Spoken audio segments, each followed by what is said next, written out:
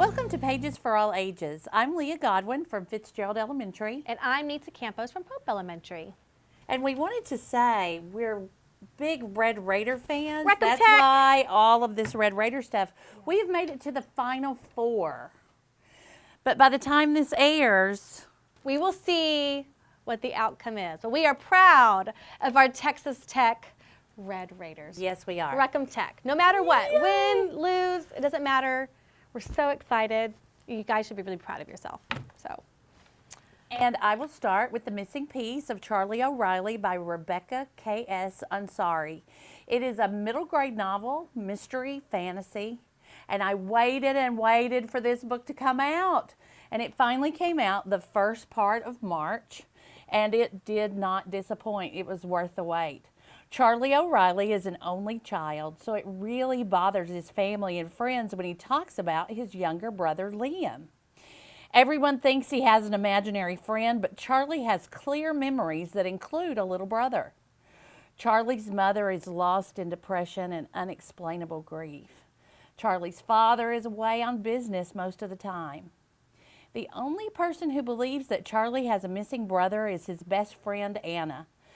Anna and Charlie receive a mysterious note in Liam's handwriting encouraging them to talk to Jonathan, a 17-year-old volunteer for the baseball team. Jonathan tells them the story of the disappeared, who are children who wish they had never been born due to some unforgivable thing they had done in their lives. The team of three decide to retrieve Liam from the asylum, but at what cost? Could they lose their lives and their memories too? This is a story of forgiveness, grief and loss, and becoming whole again. It's a great read. Check it out. okay, I got to ask you though. You said you waited and waited. How did you know? Are you a fan of this author? I saw this on Twitter. Okay. And I happened to read a little overview and I saw the cover.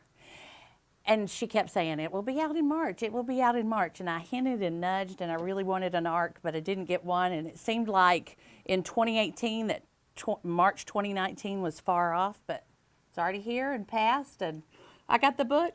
Great read. Sounds fantastic. Sounds fantastic. My book is Resistance by Jennifer Nielsen. This is a middle grade book. Appropriate for students in grades 5 through 8. It is a historical fiction. I do have one question for Jennifer Nielsen. Do you ever write a bad book?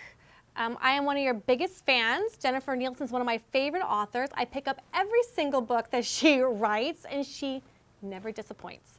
I got to meet her once, and I had a fangirl moment. I hope I didn't scare her. Just sorry, Stalker. but I am a little bit of an author stalker. So this book is set during Nazi-occupied Poland. Haya is a 16-year-old and is a courier for the Jewish resistance. Although she is Jewish, she can pass for a Polish Catholic. She goes into Jewish ghettos to supply them with food, documents, and occasionally smuggling someone out.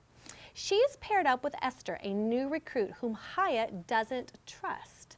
Esther is timid and secretive. They have to work together to get to the Warsaw Ghetto, where an uprising is just beginning. This would make a fantastic read aloud, especially so teachers or a parent wants to do a read aloud. It can give a lot of background story about the Holocaust, what was happening to the Jewish people. Another fantastic read. Seriously, Jennifer Nielsen could do no wrong. Is she the one who wrote False Prince and Yes. that trilogy? That trilogy, the Ascendant Very trilogy. good trilogy. Anything Loved she it. writes, you'll never be disappointed by a Jennifer Nielsen book. My next book is Spectacle by Jodie Lynn Zdrok. This is a YA book, and it is a murder mystery. First off, I have to say what a thriller this debut novel turned out to be. Oh my heavens. I became wrapped up in this story and couldn't let it go until the very last page. And yes, it involved a late night and carrying it everywhere the next day just so I could snag a few minutes here and there so I could finish up. I couldn't let her go. The setting is in Paris, 1887, and 16-year-old Natalie has an undercover job writing for the Daily Morgue Report for the newspaper Le Petit Journal. Only her editor and one secretary truly knows the identity of the writer of this report. Natalie even dresses like a young man when she turns in her copy for the paper. When an unidentified murder victim is in the morgue, She touches the glass and sees a vision of the murder, only it's in reverse. Nathalie is then plunged into the supernatural as she tries to solve subsequent murders before she herself is done for. The plot lines are intriguing, and yes, there are a few threads left dangling to pick up with another story or two, and I truly hope there are many stories to follow. I became so involved with this book, I even dreamed about the plot, and somehow I turned it into a Friends episode. Go figure. There is rumor that there's another book tentatively titled Exposition, so we'll see if that one comes out in 2020. Well, tell me about the Friends episode. Oh, it was crazy, and somehow Joey was the murderer. It was, it was just a little ridiculous. Oh, I love it. I love it. My next book is 5 Feet Apart by Rachael Lippincott. It is a young adult book. It is a realistic fiction. When I mentioned this book the last time, it was released like a week later. So this book is already released. It was released a few weeks ago. So in this book, Stella has cystic fibrosis. She also has a YouTube channel where she vlogs about her cystic fibrosis and an app that she has created to help with medication management. Stella must remain 6 feet apart from anyone to help prevent her from getting an infection. She's in the hospital and has to miss her senior trip. Oh. Here comes Will. Will is a bit of a rebel when it comes to taking his medication and doing his treatments. He is in the hospital to partake in a new trial, which he wants no part of. Their first meeting doesn't go so well, but eventually she gets him to use her app to take his medication, and he actually does his treatments. Stella falls for the handsome Will and decides stealing 1 foot is worth it to be closer to Will. So then they decide they could be 5 feet apart. This is a mascara alert. I couldn't put this book down. It was just another romance story. I was stealing moments just like you were. I was taking it places with me, a couple late nights reading it. The cover is beautiful. The story is beautiful. You will love these characters. Mascara alert. If I didn't say it before, I'm saying it now. Be prepared, because it is wonderful. And I haven't seen the movie yet. I want to see it soon. I haven't seen it. Well, no, it already is. It came out a few weeks ago. Oh, okay. Came out, like, I think, right before spring break. I want to read the book first. Okay. I want to read the book give first. it to you. All right. I reviewed Heartseeker by Melinda Beatty a few episodes ago. I was telling how much I was involved in Only Fallow's life, so I got an arc of Riverbound, the next book in the duology. Riverbound will be released on June the 4th, 2019. This is a continuation of Only Story. It is a middle grade novel considered to be fantasy and include magic. Only Fallow can see lies. This is a power, or as she calls it, a cunning that is so powerful and useful that the king keeps her in his palace to help him determine who is lying to him and betraying him. Lamia, the king's counselor, has a plan to get the king off the throne so his daughter is placed on the throne.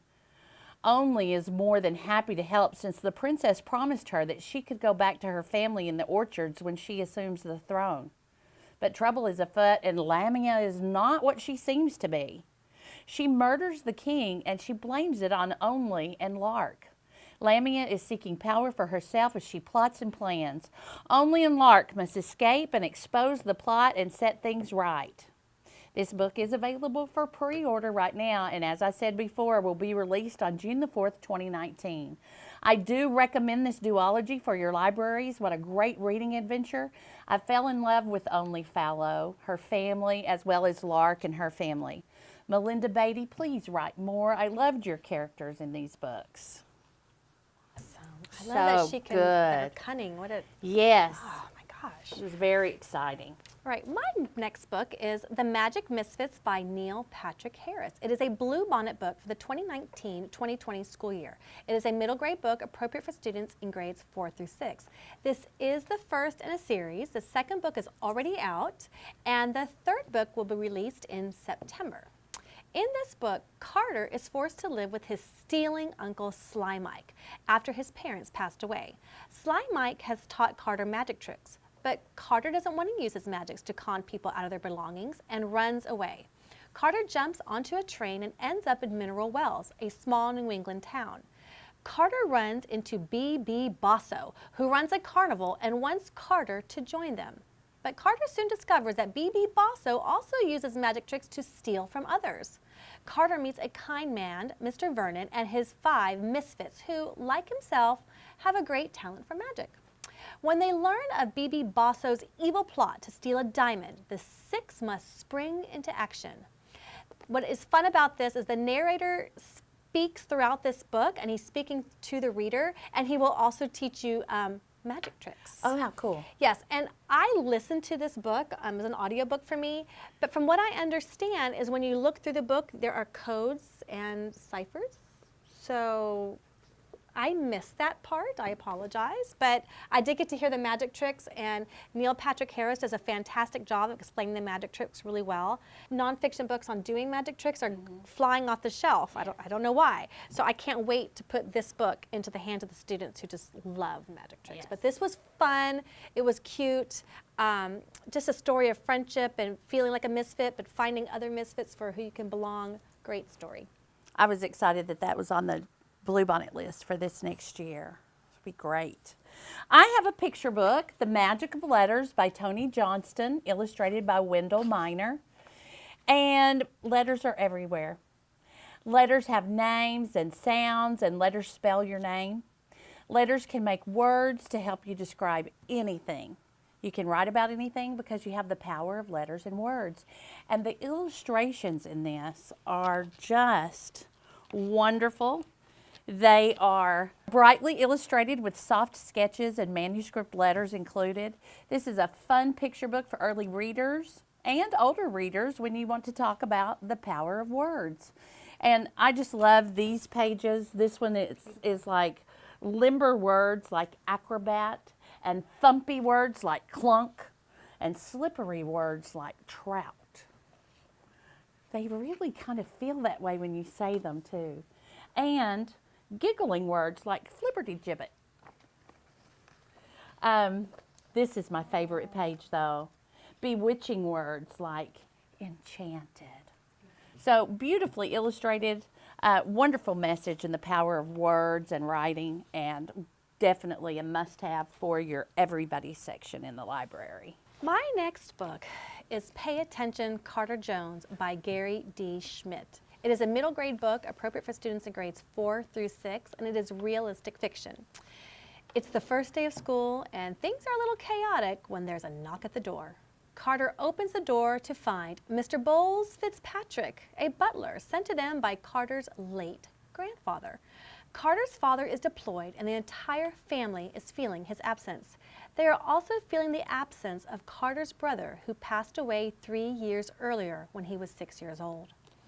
Carter's father sends a letter that says he is not coming back. He found somebody new and is starting a new family.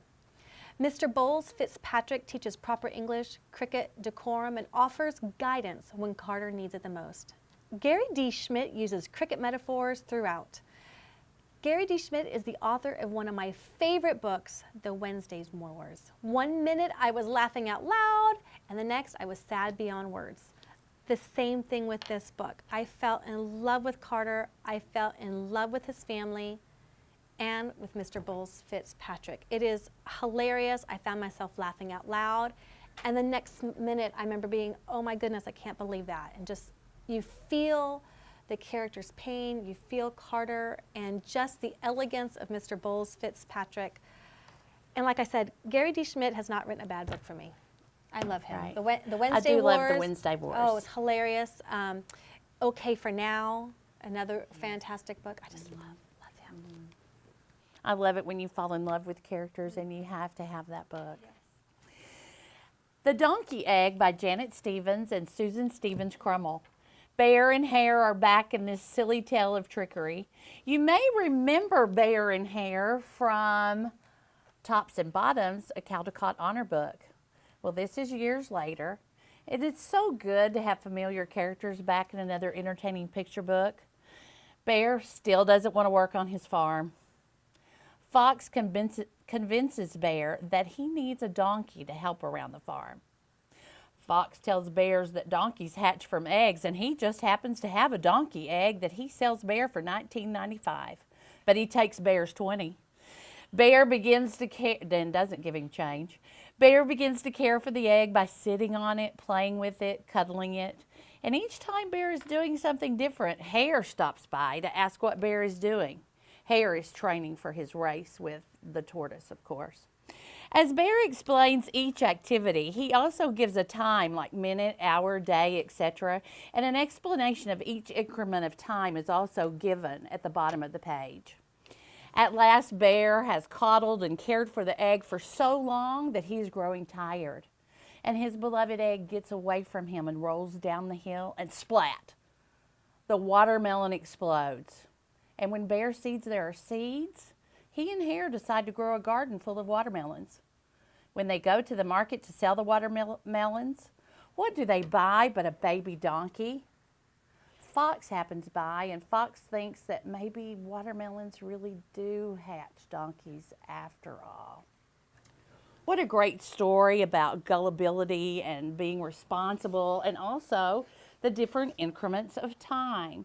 For example, it says here at the bottom, 1 minute equals 60 seconds, and then it says, it takes about a second to sneeze. Achoo! A hummingbird's wings beat about 70 times in 1 second. So there's different facts about what can happen in that amount of time. I love Bear and Hare together in this book again. They even have on the same clothes they had in this book. My favorite picture has to be, well, two of my favorite pictures. When, I'm sorry, I have it marked, but I'm not good getting to it. Look at how colorful that is with the crack when the watermelon explodes. Also, this picture at the back with Fox with the thought balloon here. And it's like, well, maybe watermelon does equal donkey. And so at the end, off ran Bear with donkey and Hare to fix up his farm that needed repair, and all of that was left was Fox sitting on his own donkey egg.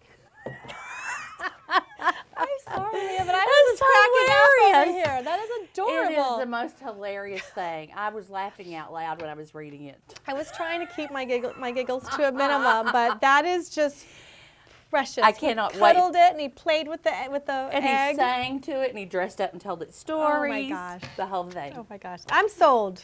I'll be buying that They on are Amazon a great next. sister team, Janet Stevens and Susan Stevens Crummel. Hilarious. They Love are. it. I would love to be at one of their family gatherings. Sorry, I apologize. Okay, my next book is Daughters Unto Devils. It is by Amy Lukavics. It is a YA, young adult book, and it is one of my favorite genres, a horror. This book is like Little House on the Prairie meets Paranormal Activity. It is set in the 1800s. Amanda is 16 years old, and she is pregnant with the local post boy's child and is trying to keep her pregnancy a secret. Last year's winter had been particularly bad with Amanda's breakdown, and this winter isn't going to be any better. Amanda is plagued by horrible dreams and evil thoughts of wanting her baby sister, who is deaf and blind, to die. She also feels that she might have caused the death and blindness of her sister. Pa decides to move the family out to the prairie where he heard there are homes for them to settle in. Pa finds a house that is of good size, but there is dried blood covering the walls and the floor. And Ma and Pa say someone must have slaughtered an animal in the house. But really, who slaughters animals inside the house? This is just the beginning of ghastly things to come. We're talking possession, death, fleeing from demons, and etc. This book, if you're looking for a great scare, this is the one for you. I suggest reading this while you're out camping when it's dark and telling a spooky story. This was a good one. This was fantastic. I feel a little afraid already. Yeah, I mean, it was really, really good. Oh, my goodness. I hope she writes more horror. I can't wait to read some of the books that you had in your stack. Oh, remind me to give them to you. And I'm ready to give you a couple of mine. Okay. I think we can definitely share this time. I'm excited for next time. We're hoping to have this one done. I received an ARC. It is a Margaret Patterson Haddock's book. It's a Greystone Secrets, The Strangers. Looks really good and I fun. love her. And then this book is, this one's been out for a while. This is written by Pat Walsh. She wrote The Crowfield Curse and The Crowfield Demon, and those two are fantastic. They're middle grade books. And the third book in the trilogy, I've been waiting for years. And I go on Pat Walsh's website, and Pat Walsh, if you get to see this, let me know when the third book is going to come out. I've been dying for it. And people on Goodreads are asking when the third book is coming out. It is such a good series. But she has this series out. This one is The Hob and the Deerman. And I'm looking forward to reading this one in the meantime till the third book in the trilogy of The Crowfield Curse and The Crowfield Demon come out. I'm sad. I've never read The Crowfield Curse or Demon, but they sound good. Both of those books kept me up to 2 o'clock in the morning because I couldn't put them down. They're so good, but I want the third book. And for you viewers who don't know what an ARC is, it is an advanced reader copy. It comes out prior to the book being released officially. And sometimes authors will give those up or send those out or give them away at conferences. And they're not proofread, so there's like be mistakes in them. And Leslie, she received the ARC and she gave it to me so I could read it and review it. And sometimes the cover will even be different than what is the official printing or publishing of it. Well, that's all for today. It's time for us to go, and we hope that you will join us again for Pages for All Ages. See you next time, and Rachael Tech!